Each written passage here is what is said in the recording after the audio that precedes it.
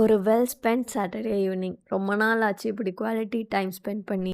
ரொம்ப அன்பிளான்டாக ஃப்ரெண்டு வீட்டுக்கு கிளம்பி போனோம். அங்கே இந்த போஸ்ட் பார்த்தோம். சரி ட்ரெண்ட்ஸ் போகலான்னு டிசைட் பண்ணி அதுக்கு முன்னாடி அக்ஷயம் போனோம். ஷாப்பிங் பண்ணுறதுக்கு எனர்ஜி வேணும் இல்லை. அக்ஷயமில் செம்ம க்ரௌடு. எனக்கு முன்னாடியெல்லாம் அக்ஷயம் ரொம்ப காஸ்ட்லியாக இருக்க மாதிரி இருக்கும். இப்போவும் அதே ரேட்டுக்கு தான் விற்கிறாங்க. பட் மற்ற பக்கம் எல்லோரும் ரேட் இன்க்ரீஸ் பண்ணிட்டாங்க. நாங்கள் 4 பேர் சாப்பிட்டதுக்கான பில் 200 தான் வந்துச்சு. ஸோ இப்போல்லாம் ஒர்த்துன்னு தான் தோணுது.